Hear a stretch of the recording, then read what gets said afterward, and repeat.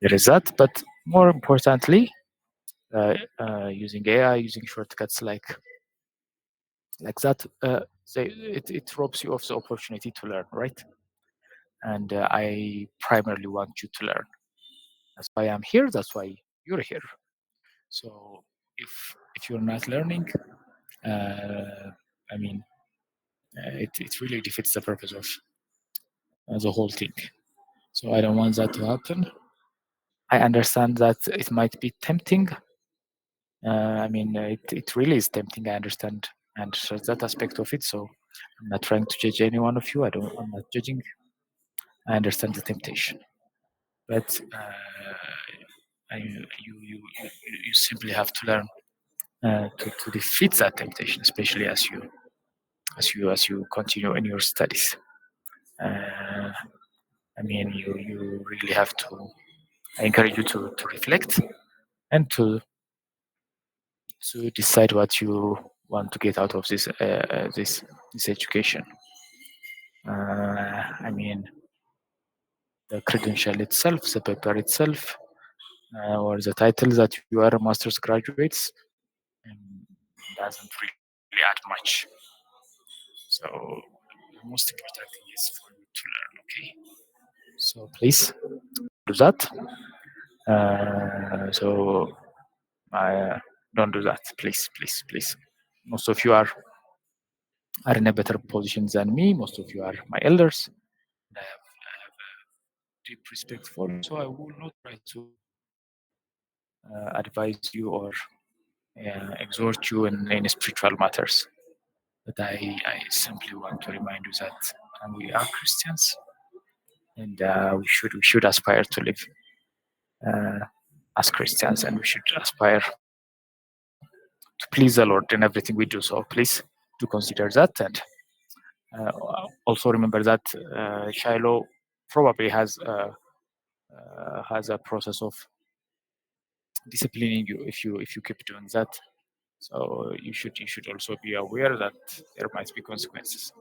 Anyways, uh, for now, I've decided not to punish anyone. I've simply deducted some points, but I might not be this generous in the coming weeks. So please don't do that. And for those of you who haven't submitted, uh, don't submit it. Uh, don't submit it after today, and rather focus on the next assignment. Just consider that you've missed this one and prepare yourself for the next assignment, which is due next week. Okay, it will be on Old Testament poetry and wisdom. So the same instructions apply like last week. So try to respect the deadline for the coming one. Just simply forget this one. Don't try to send me the assignment on Old Testament narrative. I'm doing that because I know that the homework, the requirement wasn't that demanding, and I believe you should have managed to at least reserve 30 minutes for your studies in a week. So that's unfortunate. So please do that. As I've repeatedly said, I am more than willing to help you if there are difficulties regarding the course, if the requirement is overwhelming, if there is something unclear about it, if there is something unclear about the course you're reading, I am I'm to help you in that direction. But other than that, I can't really do much, right? So that's that.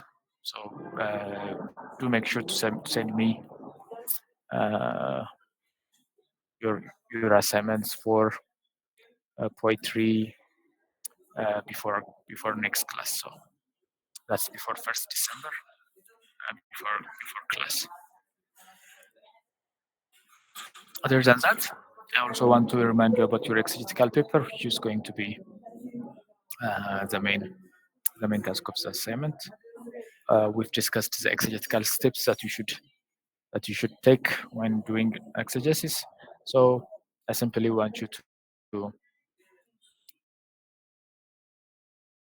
translate to the passage I've given you, which is Hebrews 12 from verse 4 up to 30. So do that. And as I've said, feel free to ask me any questions, to email me if there are any questions regarding that. Yes, other than that, I'm also open if you decide to try to do your assignments in groups. That is, it doesn't mean it will be a group assignment. I am just simply saying that feel free to collaborate. You can talk about the assignment. You can share insights. You can share resources, and you can do all those. So if something is challenging, you can use that option as well. So there is that. Are there any questions about this? Something I wasn't clear about?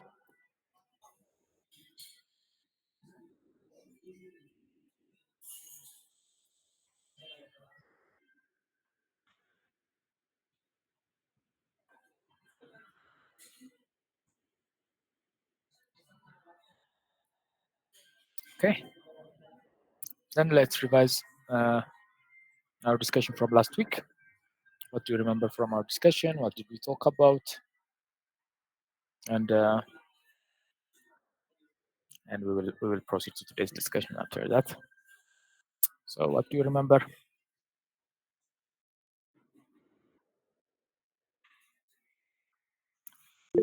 Joshua, what do you remember? Are you here?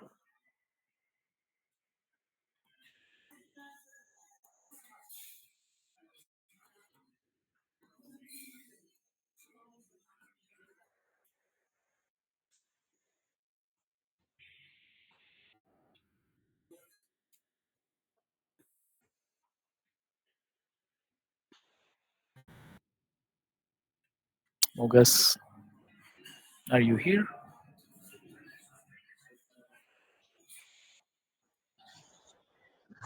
Okay, I think I say something about the previous topic. Yes. Okay, so far we discussed last time about Old Testament narratives. Mm-hmm. So Old Testament, there are two types of Old Testament narratives. They are Old Testament narratives in primary history, and Old Testament is not history; it is narrative or actual. It is not. Old Testament is not history book. For that, we take some examples like King Cyrus, and we discuss briefly about that. That is something I understand from previous topic. Yes, you're right. We tried to define what a narrative is, right? We highlighted that we shouldn't see the Old Testament as a primarily as a historical book. That is, it was not written for us to inform us about history. The writers of the Old Testament were not primarily trying to give us a historical work. Rather, we should see it as a theological work. And the way the historical nexus behind it is structured is called a narrative. So it's a theological narrative. So we differentiated what narrative is and what history is. We said that history, as much as possible, will try to give us an actual report of what actually happened. It tries to be biasless. It simply wants to report what's happened, right? But we say that narrative reports the same history, the same story. It's also historically interested, but it tells us from a certain perspective, right? Narrative has a clear perspective, especially when it comes to Old Testament. We said that the writers of the Old Testament wrote history from a theological perspective. They wrote from the perspective of Israel, from the perspective of Yahweh, and from the perspective of their covenants, their election, and things like that. So it's not merely history; rather, it's a theological narrative. That's right. So what did we say we should remember when trying to interpret uh, Old Testament narrative? As you all know, what we are trying to do is trying to flesh out how the eight exegetical steps we discussed function uh, function as in specific genres, right? We talked 8 generic steps that we should always follow when trying to interpret the Bible, the scriptures as well. But we also highlighted that since there are various text types in the Bible, various genres in the scriptures, we should also tweak those steps uh, as as as necessary. So we are trying to do that. So we are still trying to interpret the scriptures, and what should we say we should try to take into consideration when dealing with Old Testament narrative. Go ahead, Asafa. Okay, thank you very much. Let me just say a few things and additional things, or just the steps that we should follow in when we are just interpreting the Old Testament narratives. The apart that the 8 steps that have been just given, in this aspect, we should consider, for example, the setting of Yes. the text. That means, for example, like the theological setting, geographical setting, temporary setting, spatial setting, and the like. And we have just the when and the where must be considered in this aspect.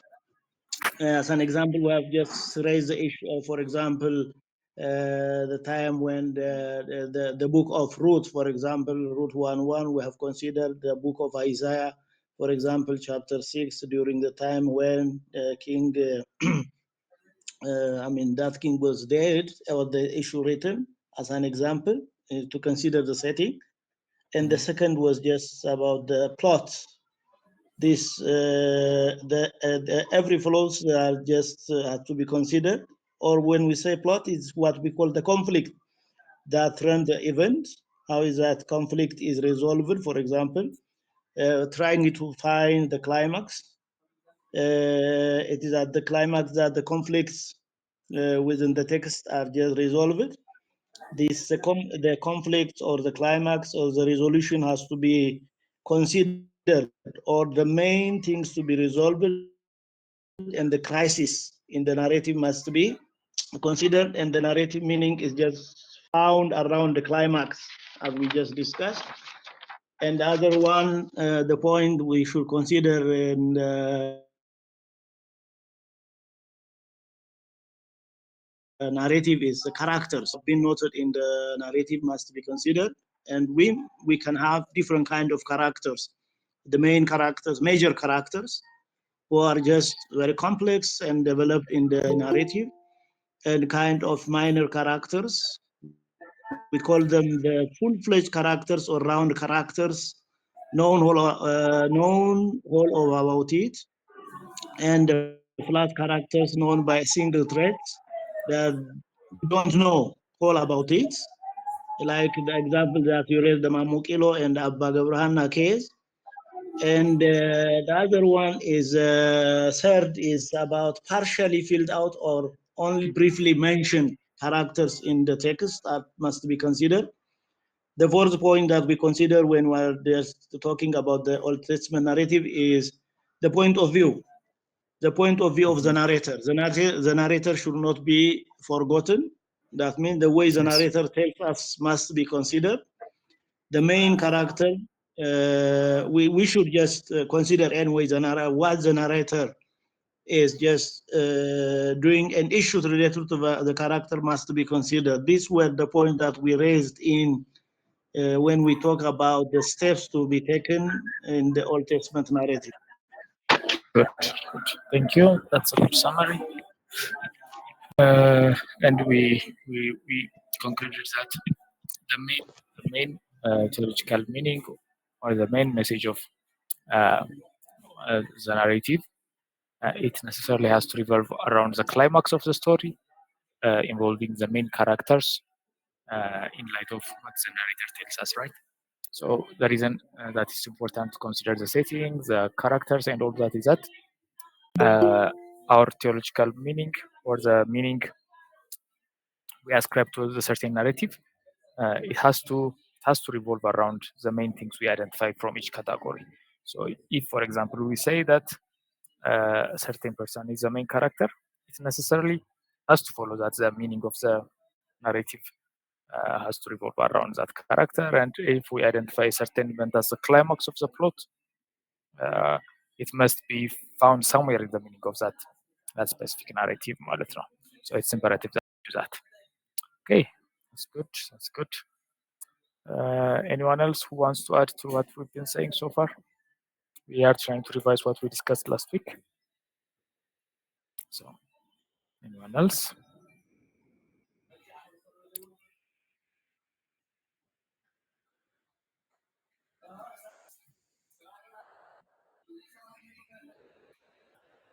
Okay. Not. Let's continue to today's discussion. We plan to talk about poetry today, poetry and wisdom literature if time permits. If not, we will talk about audio poetry and we will postpone our discussion of wisdom literature for next week. So, just to recap, just to remind you, we are trying to identify various biblical genres in the Old Testament and in the New Testament, and trying to tweak, trying to nuance the exegetical steps we discussed in the previous section, in the previous discussions. So another major text type that is genre we find in the scriptures is what we call poetry. It is ግጥም የምንለው ማለት ነው. So the scriptures, as I've already said, were not written using only one text type, one genre. There are variety of genres, and there are even more variety of subgenres found in the Bible. We briefly mentioned that when we talked about Old Testament, when we talked about form Christian, right? So there are diverse text types in the scriptures, and the way we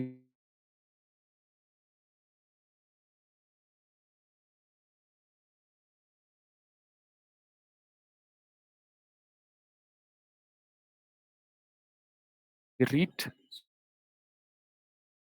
those genre works, what it's important that we read the Bible in light of the genre, in light of the types that it's written in. So another major genre, in addition to narrative and Old Testament law, is poetry, and it forms a very significant portion of the Hebrew Bible, that is Old Testament. We primarily find it in the book of Psalms. Everything in the book of Psalms is written in poetry, right? Psalms itself, the name itself, points in that direction. Every psalm is essentially a poem, right? እያንዳንዱ መዝሙር ግጥም ነው አይደል? So the book of Psalms is written in poetry, and the book of Lamentations is also written in poetry. That is ሰቆቃወ ኤርምያስ በግጥም ነው የተጻፈው. Proverbs is also written in poetry, in short proverbial kind of poetry, right? አጫጭር በሆኑ በትናንሽ ግጥሞች ነው የተጻፈው መጽሐፈ ምሳሌ. The book of Job is also poetry. There is a significant portion of poetry in the book of Job, and Song of Songs, መኃልየ መኃልየም ግጥም ነው። ለዚህ እነዚህ መጽሐፎች በግጥም ነው የተጻፉት ማለት ነው።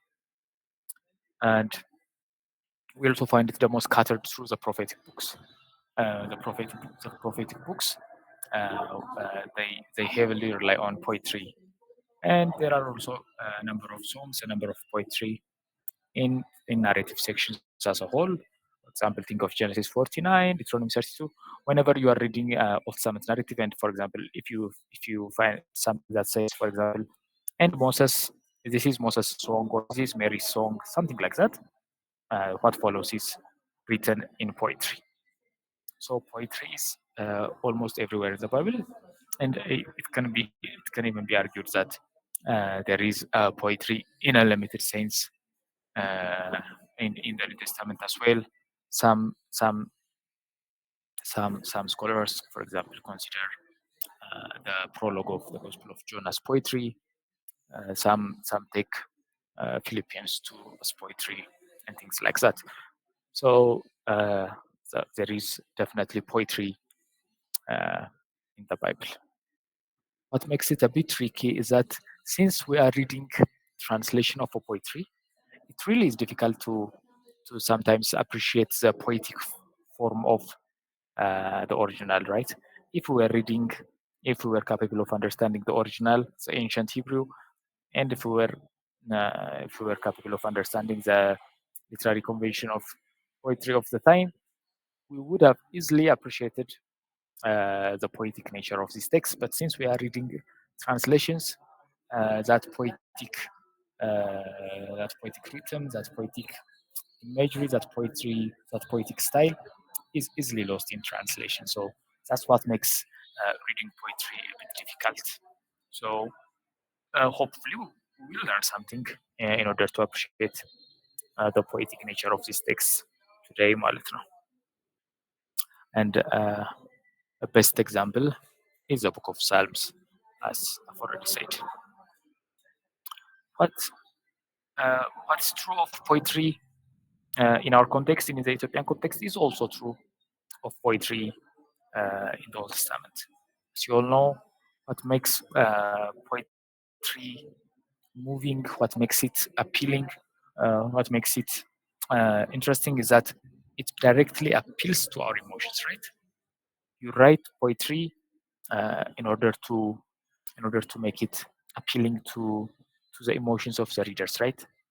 Not only that, you also get inspired to write poetry whenever you are feeling emotional in a way, right? For example, uh, people people who, for example, when young people uh, feel in love, fell in love, they try to write poetry, right? That's why poetries, almost all kind of poetries are associated with a certain emotion, right? There are romantic poems, uh, there are sad poems, and there are celebratory poems, and there are also what we call imprecatory poems, where an angry, disappointed man um, prays for the judgment of God. So poetry is essentially related to emotions. The writer writes out of his or her own emotion, and the reader is also emotionally affected by poetry. Poetry is not primarily written to provide a logical argument. It's not trying to build a persuasive argument, an intellectual argument, that is. Rather, it wants to appeal to your emotion, and it wants to convince you to do something by tweaking with your emotions, by playing with your emotions, right? That's why, for example, poetry is whether in the form of songs or in the form of pure poetry is used, for example, to encourage, for example, to recruit soldiers, right? Whenever politicians wants to recruit soldiers, they will use poetry, right? They will use poetry that talk about, for example, the country, or that talk about oppression and things like that, in order to drive recruitment. So it's a very strong form of communication, and the reason it's strong is because it appeals to your emotions. It directly appeals to your emotion. So this is important. Whenever you are reading Old Testament poetry, you need to understand that it's trying to appeal to your emotions. It's not trying to persuade you intellectually or logically per se, but it really is trying to communicate to your emotions. So poetry is closely associated with emotions, and that is true in our context, but more importantly, it's also true in the context of the Old Testament as a whole. So you have to understand that it appeals to your emotions. This, for example, is not always true. For example, when it comes to uh, New Testament letters, there is a case to be made that they at times appeal to your emotion, to your intellectual being. They are trying to convince you by appealing to your thinking facility, to your mind, but that cannot be said to poetry. So it would be wrong to try to deduct logical conclusions from poetry. Rather, you need to let it affect your emotions, you need to sympathize with the emotions that are behind the poem. So, what kind of emotions are motivating the author to write this poetry, and what kind of emotions are they creating in you? So you should dwell on the emotional aspect of it. This, of course, doesn't mean that every poetry is illogical or poetry doesn't concern itself with logic. Rather, we're talking about priority, right? It primarily wants to appeal to your emotions. So you have to understand that poetry has an emotional aspect to it, and we will. This is the reason why, for example, poetry characteristically uses imagery and stylistic devices to make its point, right? So think of any point that comes to mind, and it heavily relies on imagery, right? It heavily relies on metaphors, on similes. That's the reason for those things is that it's trying to appeal to your emotion. So you have to understand that the poems you read in the Old Testament, they were primarily uh, written to your emotions. Good. So, in light of this, how should we interpret Hebrew poetry? I want to talk. I primarily want to talk about two major elements of Hebrew poetry, and this, of course, as I've repeatedly said, is in addition to the generic exegetical steps which we always should take. The first one is element of Hebrew poetry, Old Testament poetry, and it's the most important one of it is what we call parallelism, and the other one is stylistic devices or poetic devices that Hebrew poetry characteristically uses. So identifying these two aspects will help us appreciate and read OT poetry better. So let's talk about parallelism. Parallelism, uh, parallelism is a structural phenomenon in OT poetry. It simply means that there is a correspondence between the lines of a certain poem. Think of, for example, Amharic poetry. Amharic point, Amharic poetry necessarily has to ቤት መምታት ነው የሚባለው አይደለ? What makes Amharic poetry structurally coherent is that uh, the ending of the ending of the last letter of the last word is always similar, not always, but it should be similar or somehow related to the ending of the last letter of the last word of the next line, right? So we call that ቤት መምታት. So የአማርኛ ግጥሞች ቤት ይመታሉ. When it comes to Hebrew poetry, we call it parallelism. Hebrew poetry doesn't doesn't need doesn't need to ቤት መምታት. It rather should be parallel. That is, it should have the line A and line B, or the first line of a poem and the second line of poem and the third line of poem should have some kind of relationship. So that relationship could be synonymous parallelism, or it could be antithetic, and it could be synthetic, and it could be, for example, illustrative. There are a variety of parallelisms, but line A and line B, they characteristically show some kind of relationship. They characteristically show some kind of correspondence. That's the way Hebrew poetry was structured. So the first thing that you need to appreciate is that there is a correspondence between succeeding lines in poetry. So we call that parallelism. So Hebrew poetry follows parallelism. That's like we say Beit Memtat for Amharic poetry, or for example, we say for example, English poems, they rhyme, right? We call the relationship between lines of English poetry rhyming. So line A has to rhyme with line B. That's how English poem is structured. But Hebrew poetry is structured in what we call parallelism. So you have to understand that Hebrew poetry follows parallelism. That's another reason why it's difficult for us to by us I mean Amharic speakers or Ethiopians to appreciate the relationship between lines, because parallelism is not a phenomenon in Amharic poetry, right? So the first thing you need to realize is that there is parallelism. So the first one is what we call synonymous parallelism. Synonymous parallelism means that line B, or the second line of a poem, repeats the general sentiment of line A. So there is a synonymous or a similarity between line A and line B. We call that synonymous parallelism. For example, think of Psalm 59. The first line says, "Deliver me from my enemies."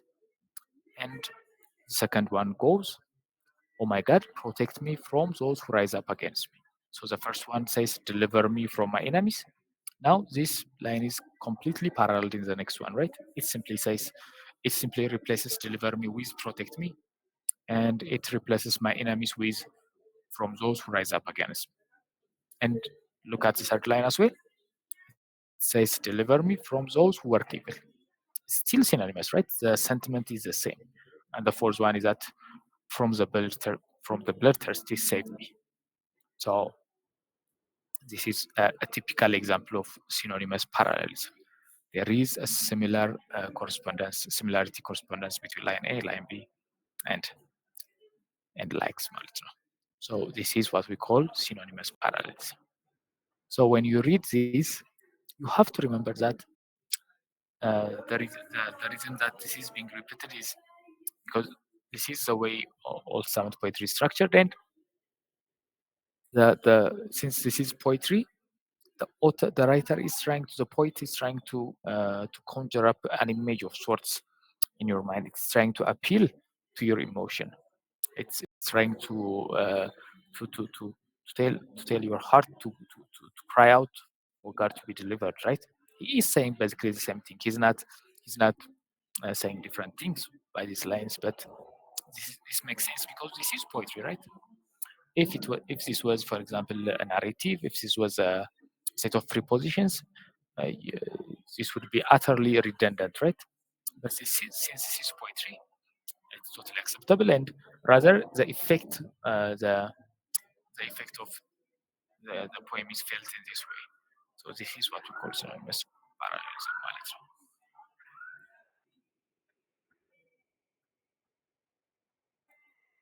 There are variety of examples that shows this. For example, think of Psalm 13. It says, "How long, O Lord, will you forget me forever? And how long will you hide your face from me?" So the writer simply replaces "will you forget me forever" with "will you hide your face from me?" So these two expressions are essentially the same things. So one of the important things for you to realize is that, for example, think of let's go back to the first example. The author gives, for example, three or four different description of his enemies, right? For example, he says, "Deliver me from my enemies," and then he says, "Deliver me from those who rise up against me, and deliver me from those who work evil, and from the bloodthirsty save me." So when you read this, you shouldn't be under the impression that the writer is talking about four different kind of enemies, or that he's providing you a systematic summary of the kind of opposition he was facing. He is saying the same thing. You see, this is what we call parallelism. So, if you are reading this, or if you are preaching from this, and for example, if you say something like, the author tells us that we could face four kind of enemies in our life, or something like that, you are totally missing the point, right? Rather, he is repeating what he's saying for effect. He's trying to conjure up that emotion in you. He's trying to invite you to advise him in his prayer of deliverance. So you need to appreciate that this is parallelism. Hence, the essential meaning of line one and the essential meaning of line two are completely the same, since this is synonymous parallelism ማለት ነው. And for example, if you had already identified that synonymous parallelism is what's being employed in a poem, and if line one is clear for you, and if line two seems a bit vague or a bit hidden from you, the meaning of line one will help you to reach to the meaning of line two, right? It's supposed to be like a hermeneutical guide, since you know this is synonymous parallelism, and since you've identified that structure already, you can put guardrails for the meaning of line two since it essentially should be saying the same thing ማለት ነው። Hence it's important that you identify what kind of structure is evident ማለት ነው. So let's see some more examples. Think of Psalm 24 for example. It says the earth is the Lord's and all that's in it. ምድርና ሞሏ እግዚአብሔር ናት. And then the next line says the world and those who live in it. So ምድርና ሞላዋ ሲል ዓለም የተፈጠረውን ዓለምና በዛ የሚኖሩ ማለት ነው ማለት ነው. So he's saying the same thing. And you can find this for example in Job 38 as well. We've already said that there is poetry in Job. And think of Psalm 24 for example. Who shall ascend the hill of the Lord? ከዛ በኋላ የእግዚአብሔር ተራራ ማን ሊወጣ ይችላል ሲል the next line says and who shall stand in his holy place. Yes, you know that he is not talking about a literal mountain, right? He's rather talking about the presence of the Lord. He's talking about the presence of Yahweh. Hence, you can't, for example, define line one as specifically talking about a certain mountain.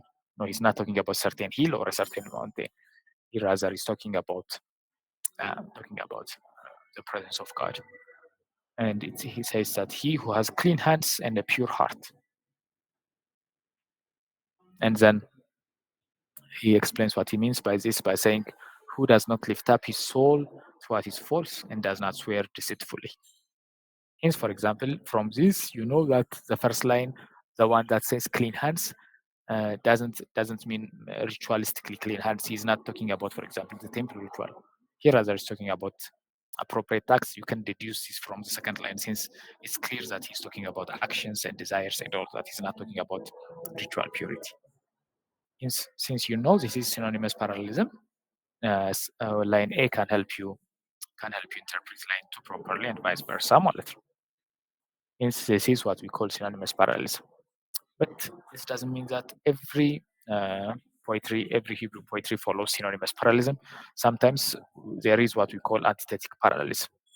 This is the opposite of synonymous parallelism.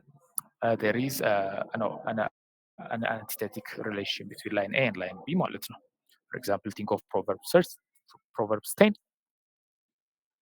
It says, the fear of the Lord prolongs life. This is line A. And line B says, but the years of the wicked will be short. So this is antithetic, right? Line B is opposite of line A. And for example, it says, the hope of the righteous ends in gladness. And line B is opposite of this, but the expectation of the wicked comes to nothing. So this is antithetic, this is opposite. For example, consider Psalm 1 as well. The first line says, for the Lord watches over the way of the righteous. And second line says, but the way of the wicked will perish. See, this is antithetic parallelism.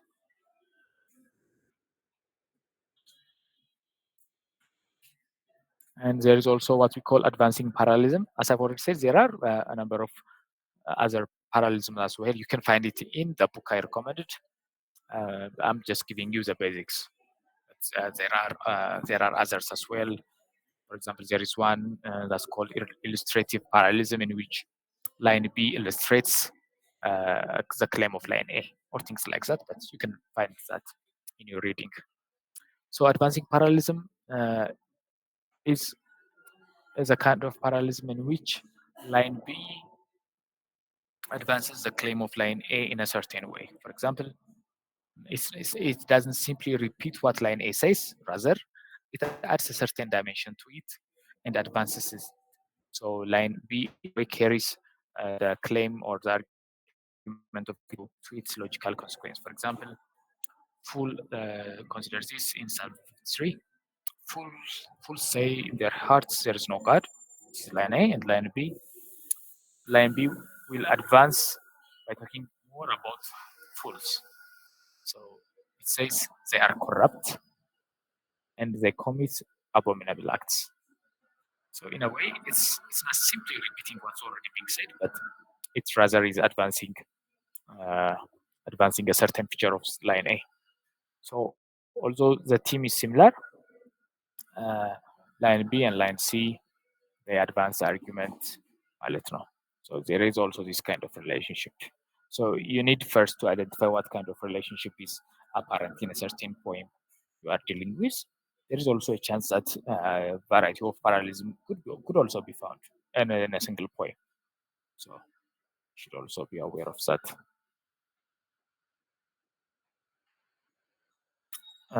There are a variety of examples for you here too. For example, Psalm 100 says, "Know that the Lord is God," and now the next lines advance this claim.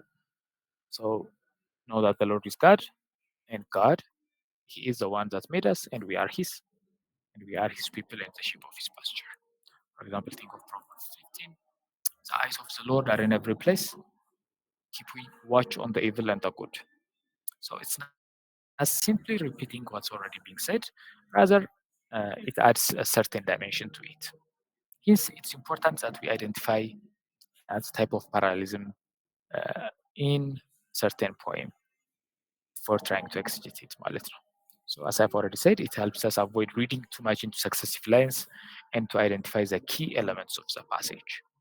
So parallelism is the structural backbone of Old Testament poetry, much like rhyming is for English and much like Beit that is for Amharic.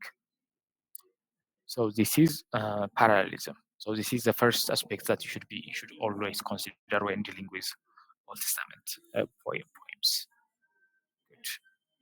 The second element that you should be aware of when interpreting Old Testament poetry is that it heavily relies on poetic devices or stylistic devices. This, as I've already said when beginning in a couple of minutes ago, is because Old Testament poetry and poetry as a whole is primarily an appeal to your emotions.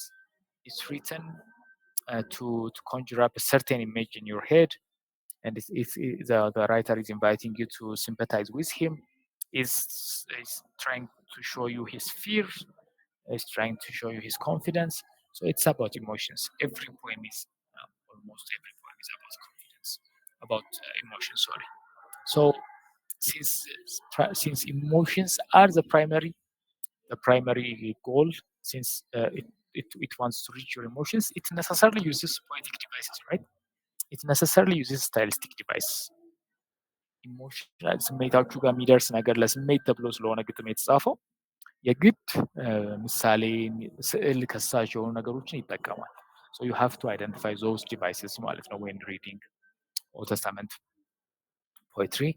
The first one is inclusio. Inclusio is not strictly speaking an emotionally oriented device, but it's a stylistic device. Inclusio helps you identify the main theme of a certain passage. It's like inclusion ከሚለው ቃል ጋር የሚገናኝ ነው the Latin. So it simply means it's like bracketing, opening a bracket and closing a bracket. See, at times psalms and poems help us identify the main theme of the psalm by giving us inclusio. That is by giving us by giving us a certain claim at the beginning and by giving us the same claim at the end. So that way, you know that that's the main thing, the main idea of the psalm. For example, consider Psalm 8. So Psalm 8, let me open my Bible.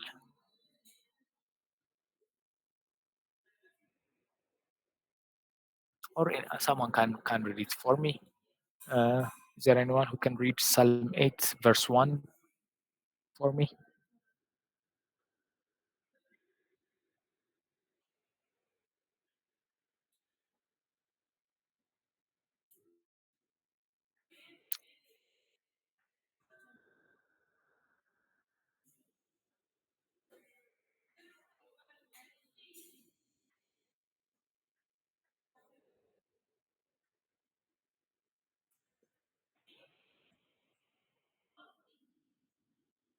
Anyone? Can I read it? Sure, Samuel. Psalm 8, verse 1. Okay. Oh Lord, oh Lord, our Lord, how excellent is the name in all the earth. Yes. Oh Lord, how excellent is your name and all your deeds. Okay, now read Psalm 9, which is the closing verse of the chapter. Psalm 8, verse 9. Okay. O Lord, our Lord, how excellent is the name in the all the earth. Right. See, it's the same verse, right? So this is what we call inclusio. The psalm starts by saying certain thing and it closes by saying that same thing. So in a way, it's like opening a bracket and closing a bracket. It's telling you that the main message of the psalm or what's trying to be communicated is this specific statement. So this is what we call inclusio. So the psalms use inclusio, and they are cues. Okay, they are cues. They are cues for you to understand the main the main message the psalmist is trying to convey. So, for example, in the Psalms, it's common, for example, for the psalmist to start by praising the Lord or by asking for help, and to digress towards, for example, imprecatory prayer or to to song or to prayer, and oftentimes the psalmist will come back to the first thing that he was talking about. So this tells us that the thing that is at the beginning and at the end is what's being emphasized. That's inclusio. So you have to understand that the psalmists oftentimes employ inclusio. So another stylistic device that's common in the psalms is what we call simile. Simile is a figurative device meant to compare a topic with an image. It tries to compare an abstract idea with an image. So it's a way of making giving life to a certain abstract thing. So it characteristically uses comparison language like or as ስለዚህ እንደ ምናምን እያለ እያወዳደረ አብስትራክት የሆነን ነገር ወይም ማይታይ ማይዳሰስ ሩቅ የሚመስለን ነገር በሚታይ ስዕላዊ በሆነ ነገር ይተካል። ይህ ኦልሬዲ እንዳልኩት is to conjure up your emotions, right? You have to you necessarily have to associate poetry with emotions. Okay, that's why stylistic devices are heavily relied upon. So the first one is what we call simile. Simile is comparison. For example, consider Psalm 7.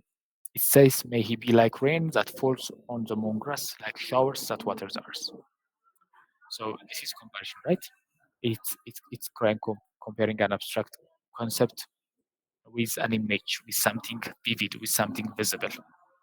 So this is simile, and this is quite similar with metaphor. The only difference with metaphor is that metaphor doesn't use, for example, words of comparison like or as የሆነ ነገር ሲወዳደር ማወዳደሪያ ቃላት ጥቅም ላይ ከዋሉ ሲሚሌ እንለዋለን።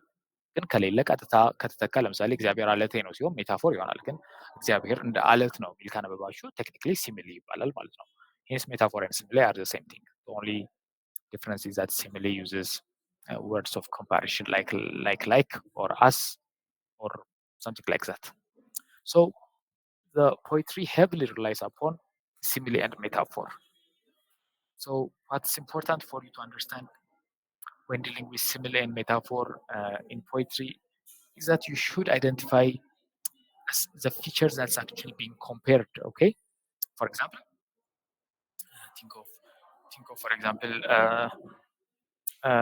think of the New Testament, in which believers are likened or associated or described as being the salt of the earth or the light of the world, right?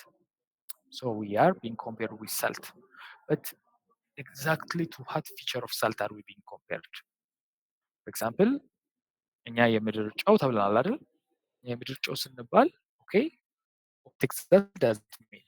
Does that mean that is everything true about salt is true for us as well? Or a certain feature is being compared? So this is what you should always be careful when you are reading simile and metaphor in Old Testament poetry. You have to identify the specific feature that's actually being compared. So going back to the example of being salt of the earth, for example, you can list 5-6 features about salt, right? For example, salt is a seasoning, right? ጨው ነው ጣዕም ይሰጣል. So it seasons. It can also preserve, right? It has a preserving quality. ነገሮች እንዳይበላሹ ያደርጋል። ቋንጣ ላይ እንጠቀምበታለን። So it for example can be used for example as currency, right? እንደ ገንዘብም ጥቅም ላይ የዋለበት ጊዜ ነበር። አሞሌ ጨው ምናምን አይደል? ጨው ስለዚህ ብዙ ነገር ነው ጨው ማለት ነው። salt is many things.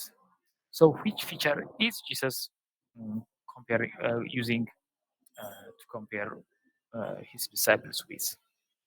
So the same is true when we, for example, find metaphors and similes in Old Testament poetry as well. For example, we find metaphors like, for example, God is called a rock, right? እግዚአብሔር አለት ነው ተብሏል። So what about rock? What exactly about rock is being compared with God? You have to make sure, and you can, for example, take the context as a clue, or you might have to dig deep in some cases. So you have to be careful. Okay, you can't. Doesn't mean that everything true about rock is true about God, or everything good about rock is true about God. So that's not the point. Rather, you should identify the certain feature that's being compared, or a certain feature that's being used as a metaphor. So you have to be careful. This is generally true in the New Testament as well. For example, we Christians are called sons of God, right? In a way, this is an extended metaphor, right? We are called sons of God. So what exactly does that mean? What feature of sonship is being used to describe us? For example, we say that the sonship of Christ is different from the sonship of believers, right? We are making nuance, right? We are saying that the metaphor of sonship, the feature that is being referred when it comes to Christ is different from the feature that is being referred when it comes to believers, right? So you have to be careful. We always have to be careful when using metaphors, and we have to identify which feature of the metaphor or which feature of the metaphor is being compared. So since Old Testament poetry is full of metaphors and similes, make sure to always be cautious. Okay. For example, we read that God is light, right? What exactly does that mean? So light, what exactly does that mean? For example, does that mean that since light cannot be seen, God also is not seen? Or does it mean that since light removes darkness, that God removes darkness? Or what? Or since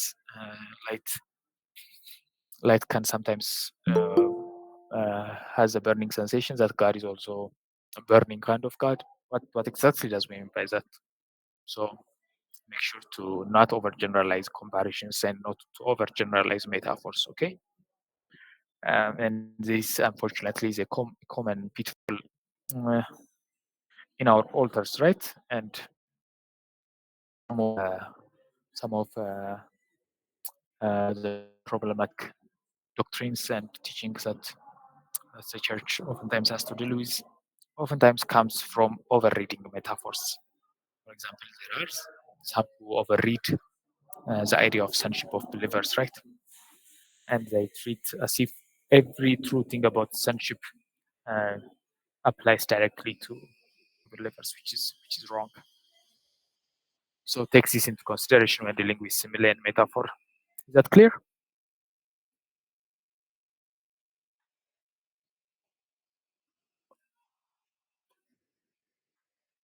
Good.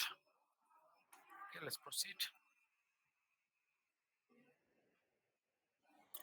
The next one is what we call synecdoche. Still, we're talking about stylistic devices common in Old Testament poetry, okay? And as I've already said, since Old Testament poetry wants to appeal to your emotions, it necessarily uses stylistic and poetic devices repeatedly. And then another device that we find is what we call synecdoche. Synecdoche is another type of figurative substitution in which a part of something is used to represent the whole. That is, for example, if you follow the news, especially international news, for example, they would say something like For example, they will use Addis Ababa to represent the whole of Ethiopia, right? For example, Addis Ababa has said something. It just means that Ethiopia as a state, Ethiopia as a nation has said something, right? They use Addis Ababa as a capital to represent the whole, that's Ethiopia. So that's basically synecdoche, and we find it all over Old Testament poetry. For example, we find, for example, the hand of God representing God Himself. For example, when we read that the hand of God delivered the Israelites from the out of Egypt, it doesn't mean that the hand of God has a life of its own, right? It doesn't mean that. It rather is there representing the whole of God. For example, when we read something like the finger of God, እግዚአብሔር ጣት፣ እግዚአብሔር እጅ ወይ እግዚአብሔር ዙፋን ለዘላለም ይኖራል. When we read things like that, we have to understand that that synecdoche, as language of synecdoche, the part is representing the whole. So it rather is talking about the bigger reality, which is God. So when for example, the arm of God is presented as the deliverer, it essentially means God is the deliverer, right? That's what we call synecdoche ማለት ነው. So this is true as a whole for metaphors. You can also see this in the New Testament.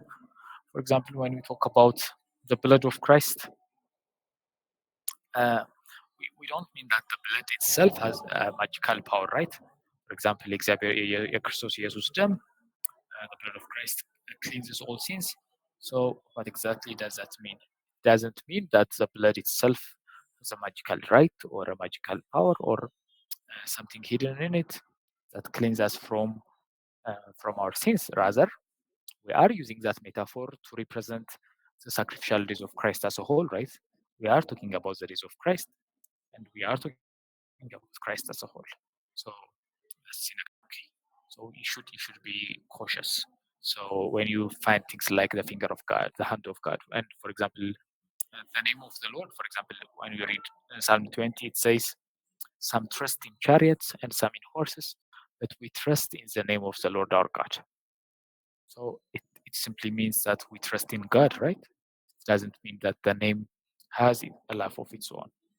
It's simply this is a stylistic device. It's a poetic device. It is there representing the whole of God. So we should be aware of that. So that's what we call synecdoche.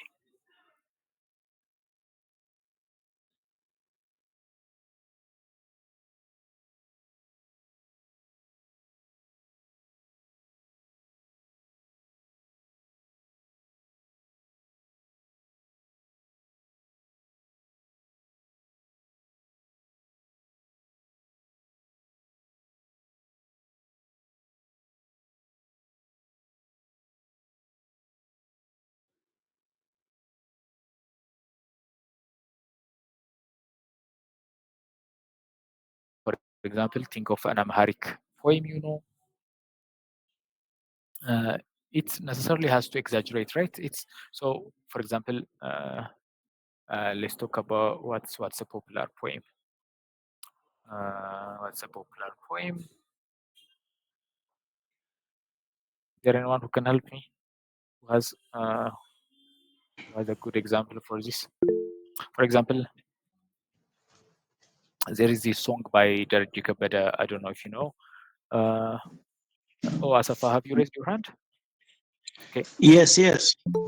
Okay, can you recite Yes, the from poem for me? just to help you by giving example on hyperbole. From, for example, the Gospel of John, there is a verse which says, ክርስቶስ ያለው ሁሉ ቢነገር ሰማይ ምንድን ነው ምድር ወረቀት ቢሆን ውሃ ሁሉ ቀለም ቢሆን አይበቃውም አይነት ነገር። ምድር አይሞላም ነበር Such kind መጽሐፍ of ለመጻፍ። example. Yeah, that's hyperbole, right? You're right. And I'm trying to make the point that hyperbole is not only found in the Bible; it's a very common aspect of literature as a whole, and especially poems as a whole. So even if you consider Amharic poems that are modern poems, they heavily rely upon hyperbole in order to make their point. So I was thinking, for example, uh, the poem, the song by Jacob Bede, for example.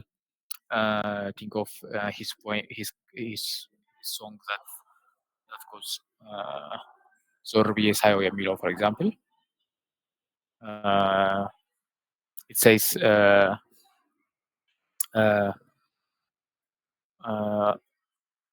ዞር ብዬ ሳየው ያሳለፍኩትን ባጣ ጉድጓድ ገደሉን ማመን ይሳነኛል ኃይልን ከየት አገኘው ለካስ ኤልሻዳዩ ደግፎኝ ቆሜያለሁ። ከዛ መራራ አይታኘክ የመከራ እንጀራ የብቸኝነት ቤት እኔው ከኔው ጋራ እንቅልፌን አጥቼ ብዙ ሌሊት አልፏል ዛሬ ግን ታሪክ ነው ተረት ነው ይወራል። So in a way he is exaggerating the difficulties he is going through, right? This actually might not be a good example. Okay, let's consider, for example, ተከስተ ጌትነት. Okay, that would be, for example, አልተኛም ሌሊቱን የሚል መዝሙር ታውቃላችሁ? አልተኛም ሌሊቱን ቁጭ ብዬ አነቃለሁ የሚል መዝሙር አለ። አልተኛም ሌሊቱን ቁጭ ብዬ አነቃለሁ ከዛ ምንድን ነው ፍቅርህን ሳስብ ነው, something like that.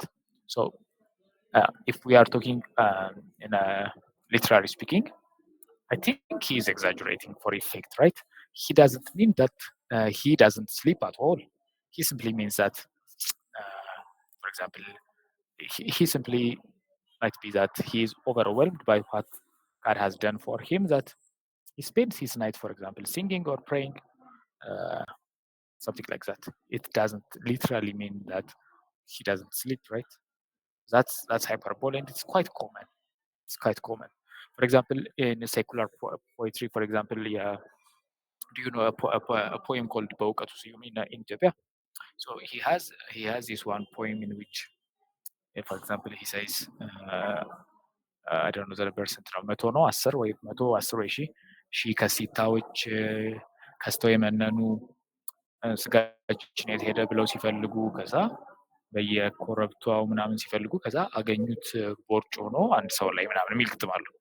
So he is exaggerating, right? He rather he's saying that he's trying to show the inequality behind society and all that, but here so metaphor, there is metaphor. At the same time, he's also exaggerating, right? He is trying, for effect, he's exaggerating the imbalance that he sees, the unfairness that he sees. He is trying to make the point that there is inequality in society. So hyperbole is quite common. So it's not simply found in only in the Old Testament as well. For example, in Psalm 42, the writer says, for example, my tears have been my food day and night. ቀንና ሌሊት እንባዬ ምግብ ሆኖኛል ሲል, for example, you know that he is trying to conjure up an image, and he's exaggerating his experience, inviting you to identify with him, right? It simply doesn't mean that he was eating his tears day and night, that is continuously. No, that's not the point, right? And for example, when he says ከቁጥር በላይ የሆነ ችግር ከቦኛል ሲል, for example, we know that it simply can't be more than numbers, right? He's rather saying that he's surrounded, that everything seems to go against him. And think, for example, when he says somewhere that ጻድቅ ሲራብ ዘሩም ሲለምን አላየውም ሲል, for example, in context of poetry, that seems to be an exaggeration, right? He is saying that generally speaking, God would take care of the faithful and the righteous and all that. That's a general principle. But when it comes to poetry, there is a tendency to exaggerate it for effect. So things like that. So exaggeration in poetry is common, and you should be aware of that. And another one is what we call personification and anthropomorphism and zoomorphism. So personification simply means attributing human features to inanimate objects or to non-human entities. ስለዚህ ለምሳሌ ሰው ላልሆኑ ሰዎች የሰውን ባህሪ ማልበስ ማለት ነው personification ማለት. For example, when Isaiah says, "Hear me, you heavens, listen, earth," ለምሳሌ ሰማይና ምድር ምስክር ሁኑኝ ኑ ብሎ ሲጣራ, is personifying. It doesn't mean that the heavens and the earth has ears and eyes and all that, right? Or when he says, for example, ተራራ ያጨበጭባል, ተራራ ይዘልለታል, አዋፋት ይዘምሩለታል ሲል, for example, you should understand that that's personification, that is giving human features, human characteristics to inanimate objects for effect. So as I've repeatedly said, poetry tries to conjure up an image in your mind for your emotion to be involved, for your emotion to be involved. So that's what's happening. So that's personification. Anthropomorphism specifically is giving human features to God, to the Almighty Himself. So you also need to understand that that's a literary device, as a stylistic device. For example, when the psalmist talk about God having hands, God talking about having a nose or feet, or God having a rod, ለምሳሌ በትርና ምርኩዝ ሲል ዘማሪው or እግዚአብሔር እጅ እግዚአብሔር ጣት ስንል, we're not saying that God is like that, right? We're rather giving we call that anthropomorphism. በሰው ቋንቋ እያወራ ነው ለእግዚአብሔር የሰውን ባህሪ ያላበሰ ነው. So we do that to create an image of sorts in order to understand the invisible. So you need to understand that that's what's happening. And when we say things like that, when even we say things like that, God remembers or God gets angry, in a way we are talking about anthropomorphism. This, of course, is a bit debatable in theology, as we believe that God has emotions. So we are not saying that everything, every emotional expression is anthropomorphism, but that's a discussion for your theology class anyways. And zoomorphism is when non-human images are given to God. For example, when we, for example, ለእግዚአብሔር በጥላ ውስጥ በክንፎቹ በታች ይጠብቀኛል ብለን ለምሳሌ የእርግብን ፊቸር ለእግዚአብሔር ስንሰጥ, that's what we call zoomorphism. So it doesn't mean that God is like that, right? We rather are giving God features of non-human objects. So again, we are trying to make visible the invisible. So we are trying to conjure up an image of God, since this is poetry. Good. So the main thing I'm trying to highlight is that you should appreciate that a number of stylistic devices are found in poetry. This is unlike, for example, Otilo, or unlike narrative. So poetry is characteristically full of stylistic devices, and you should learn to identify devices. And that way, that will help you from making interpretive mistakes. Okay. And just to add some points, especially when it comes to Psalms, try to consider these things. For example, the book of Psalms offers superscripts on a number of Psalms, right? The book of Psalms superscript አለው ከላይ ከቁጥር 1 በፊት ለምሳሌ የዳዊት መዝሙር፣ ዳዊት በቤርሳቤ በገባ ጊዜ የዘመረው መዝሙር ምናምን የሚሉ ሱፐርስክሪፕቶች አሉ አይደለ? you should take those into consideration ማለት ነው, as context. So the superscripts should give you some cue, okay? Not only they give us variety of information, they at times give us the identity of the psalmist. For example, የአሳፍ መዝሙር, for example, if a psalm says it's Asaf's, you should, for example, stop treating it like states, right? And for example, if you know that a psalm is from David, if it tells you that it's from David, you for example should feel free to take into consideration what you know about David as a whole from the narrative part of Old Testament. But if not, you shouldn't do that, right? So that's the first one, is identity. It also gives us, for example, musical direction.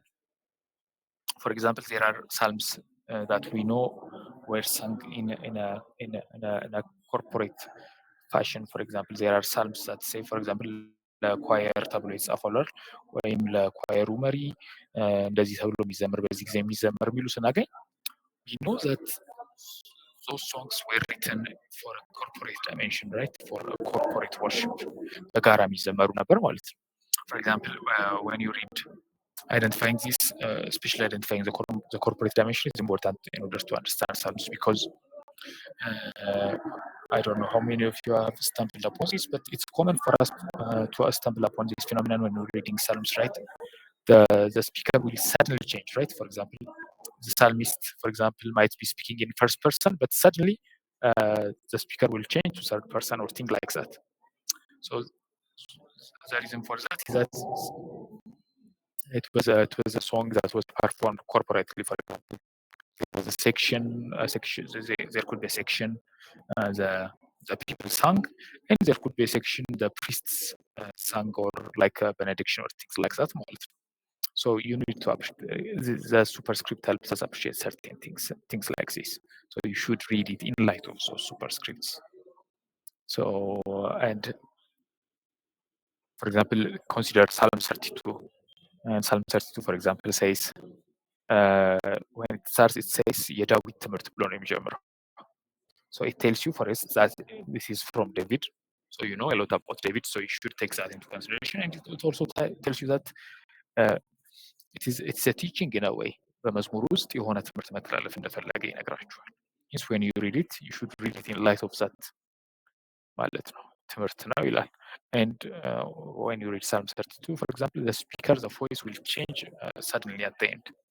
So the best explanation for that is that, for example, that aspect might be something that will be recited by the priests and the Levite, not necessarily by the congregation. So you should know that there is a corporate dimension associated with the Psalms as a whole. So take these considerations when dealing with Psalms and try to apply this with your homework as well, and try to practice it. Good. Any questions about what we've been talking about so far?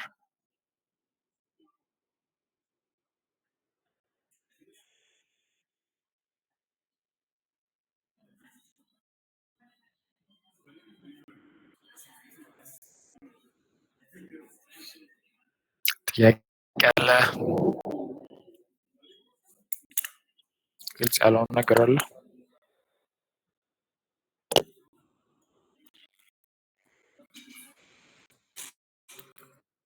ኦኬ፣ ያላችሁን ነገር ኮንሲደር እያደረጋችሁ ሆምወርኩን ስሩት፣ ፕራክቲስ አድርጉት። ከዛ ቢፎር ክላስ ላኩልኝ ኔክስት ዊክ። የስ ሳሙኤል ጥያቄ አለ? ብዙም ጥያቄ አይደለም፣ ግን ትንሽ ማለት ቅድም ፖኤትሪ ሞር እንትን ስጻፍ ኢሞሽን ነው የምትለው ማለት የሚለውን ነገር ትንሽ እሱ ነገር ስላልገባኝ ነው። የስ የግጥም ኢሞሽን ለኢሞሽን ነው ፕራይመሪ አድሬስ የሚደረገው ብለው አላማው የሆነ የሆነ ሎጂክ አስበን የሆኑ ነገሮች አስበን የሆነ ድምዳሜ ላይ እንድደርስ ሳይሆን አንደኛ የሚጽፍልን ሰው ኦፍታይምስ የሚጽፈው አውት ኦፍ ከሆነ ከሰርቴን ኢሞሽን ለምሳሌ በምስጋና ሲሞላ ጸሐፊው ግጥም ይጽፋል። የምስጋና ጸሐፊውን ድራይቭ የሚያደርገው ዛት ኢሞሽን ነው፣ ከውስጡ የተሰማው ነገር ነው። ለምሳሌ ፍርሃት ሲሰማው አምላኬ አምላኬ ለምን ተውከኝ ብሎ ይጽፋል። ከዛ በኋላ በጠላቶች የተያዘ ሲመስለው ለምሳሌ ጠላቶቼ እንደዚህ ያርጋቸው የሚል ከፍረስትሬሽን እና ከዴስፕሬሽን የሚወጣ ነገር ይጽፋል። ከዛም ደግሞ ግጥም ባይትስ ኔቸር ስንሰማው ለምሳሌ ሎጂካል የሆነ ኮንክሉዥን ላይ ለመድረስ ላይ ነው እንደዚህ ይላል፣ ስለዚህ ድምዳሜ ብለን የሆነ ነገር ላይ እንደርስ ሳይሆን ራዘር ኢሞሽናችን አፌክት እንዲደረግ ነው። የምስጋና መዝሙርን እያነበብን ዘ ፖይንት ኢዝ ፎር አስ ቱ አሶሲዬት ዊዝ ኢሞሽን፣ እኛም በምስጋና እንድንሞላ ነው እንጂ ለምሳሌ ስለ ምስጋና የሆነ ዶክትሪን ልናወጣ ወይም ስለ ምስጋና የሆነ ድምዳሜ ላይ እንደርስ አይደለም። ለምሳሌ ጸሐፊው ለምሳሌ በሆነ ህመም ውስጥ እያለፈ ስለዛ ሲጸልይ ከዛ ህመሙ ጋር ሲምፐታይዝ አድርገን እኛም ያ ኢሞሽናል አስፔክት እንዲነካን ከዛኛም በዛ ውስጥ ስናልፍ ደግሞ በዛ በኩል እንድንጸልይ ለማድረግ ነው አላማው ለማለት ነው። ኢሞሽን ኦሪየንትድ ነው ያልኩት። እሱን አይደንቲፋይ ማድረግ የሚረዳን በስዕል የተሞላ ነገር የምናገኘው ቅድም እንዳልኩት ብዙ ፖኤቲክ ዲቫይስስ ጥቅም ላይ የሚውሉት ኢሜጅሪ ለመፍጠር ነው፣ የሆነ ስዕል እንዲፈጠር ማለት ነው። ሲንስ ዲስ ኢዝ አን ኢሞሽናል ካይንድ ኦፍ ኮሚኒኬሽን ማለት ነው። ስለዚህ ምሳሌ ማወዳደር ለምሳሌ እግዚአብሔር አለቴ ነው ሲለን አለት እንዲመጣልን ነው። ከዛ በኋላ በአለት ላይ ከመደበቅ የሚመጣ ኮንፊደንስ እንዲሰማን ነው ጸሐፊ እንደሚሰማው ማለት ነው። በዛ ዳይሬክሽን ነው እንጂ ስናተ ድዳገ የሆነ የፕሪፖዚሽን ስብስብ ሆኖ የሆነ ሜንታል ኤክሰርሳይዝ እንድንሰራ የሚያደርግ አይደለም። ባይት ሰልፍ ፖይም ማለት ነው። እሱ በቶንሊ ሳምንት ሳይሆን ዘመናዊ የሆነ ፖይምም ሞደርን ፖይምስም እንደዛ ናቸው አይደለ? ስቡ ግጥም ስንሰማ ለምሳሌ እየተባለ ያለው ነገር ኢሞሽናችን ምን ያህል ስንሰማ ወይ መዝሙር ስንሰማ የምንበረታታው ወይም ደግሞ የሆነ ነገር ለማድረግ የምንነሳሳው ወይ የምናለቅሰው ለምንድን ነው? ሞዱ ራሱ ለኢሞሽናችን ቅርብ ስለሆነ ነው ማለት ነው። ስለዚህ ለምሳሌ መዝሙረ ዳዊት ላይ የምናገኘው እንደዛ አይነት ነገር ነው። ሌሎች ግጥሞች ጋር የምናገኘው እንደዛ ነው። በጣም ይቅርታ እያደረግ ማለት ኢንተራፕት ስላደረግኩኝ ይቅርታ። እንደዛ ለማለት የቻልኩት አሁን ለምሳሌ መዝሙርም ፓርት ኦፍ ፖኤትሪ ስለሆነ ምናልባት መዝሙር አንድ ሰው ለምሳሌ ሲሰራ መንፈስ ቅዱስ ኢንስፓየርድ ሲያደርግ አይደለም ኢሞሽን ላይ ቤዝድ ሆነ ነው ወይም ኢሞሽን ላይ ቤዝድ ሆኖ ነው የሚሰራው የሚል ድምዳሜ ላይ የሚደርሱ እንደዛ አይነት አመለካከትም ሊኖር ስለሚችል ብዬ እሱን አንድ ጊዜ በመንፈስ ቅዱስ ስም ኢንስፓየርድ ሆነን መዝሙርም ወይም ግጥም ጽፈን እንደዛ የምናደርግበት ጊዜ አለ። እንደዛ አይነት ነገር እንዳይመጣ ብዬ በስጋት አይ በእርግጥ ስሜት እኮ መጥፎ ነገር አይደለም። ጌታ ሲያደርግ ስሜታችንን ሊጠቀም እንደሚችል ማወቅ አለብን። ስሜት ልክ እንደ ሌሎች ሰው የመሆን ፊቸሮች ኢምፖርታንት የሆነ ነገር ነው። እግዚአብሔር እኮ ደስ ይበላችሁ በፊት ለምሳሌ ኢሞሽን እንድናሳይ ይጋብዘናል አይደል? ደስ ይበላችሁ እዛ ነው ወይም እንደዚህ ሲል እኮ ኢትስ አ ኮል ፎር አወር ኢሞሽንስ። ሶ ነሰሪ ስሜታዊ ማለት ነሰሪሊ ይሄ ኃጢአት ማለት አይደለም፣ ወይም ያልታሰበበት ወይም ከንቱ የሆነ ነገር ማለት አይደለም። ሶ ማለት የፈለገው ገብቶኛል። ግን ኢሞሽንንም ደግሞ እንትን ማድረግ የለብንም ነሰሰሪ። እግዚአብሔር ፍጥረት አካል ነው። ተረድቻለሁ። Good. Any other question?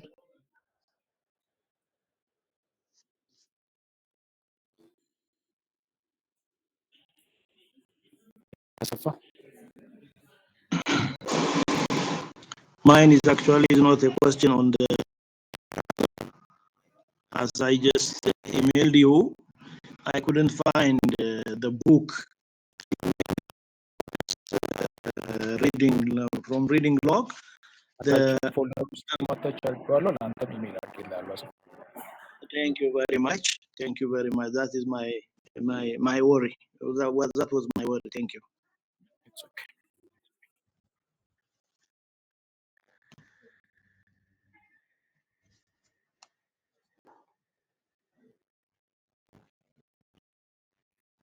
Okay. Any other question?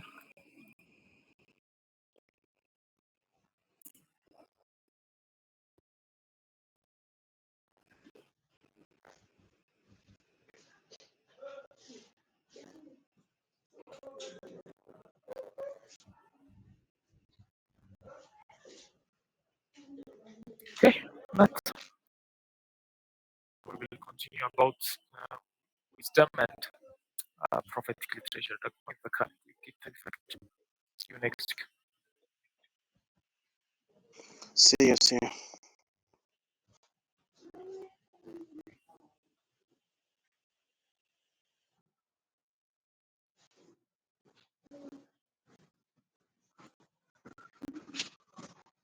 አሰፋ ከደረሰ ትልክልኛለህ አሁን ሎጎ። ኦኬ፣ እስኪ እየፈለኩት ነው። ሌሎቹ ደርሷቸው ነው ሪዲንግ ሎግ። እኔ አንድ ሪዲንግ ሎግ የሚለው እኮ ልኬልሃለሁ። ሪዲንግ ሎግ ማለት የፕሮግራም ያወጣው ማለት ምን በየሳምንቱ ሁለት መጽሐፍ ብቻ ነው ያገኘሁት ከላኩልን መጽሐፍ።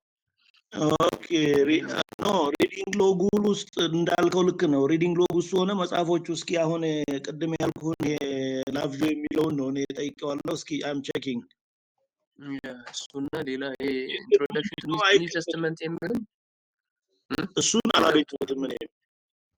ኒው ቴስተመንት የሚል ወደ 3-4 መጽሐፍ አላገኘሁም። ሌሎቹ አግኝተው ዝም ያሉት ችግሩ ደግሞ አይከፍተውም እኮ የሆነ ምንድን ነው ሌላ አይነት አፕሊኬሽን አለ። እሱ ነው አሁን ይሄን የማየው። ዛት ይዘ ፓብ ማውረድ እምቢ ብሎኛል የተወሰኑት። ኢቭን እቺ ቻለች ብናስቀምጣት አሪፍ ነበር። እነዚህ ወደ አንድ ላይ ይቻላል። እዛው ውስጥ ያለ አይገኝም። እስቲ እንናበባለን። አስዬ ቴንክ ዩ። ሰላም ይደር። ቴንክ ዩ። እሺ፣ ሰላም ሁኑልኝ።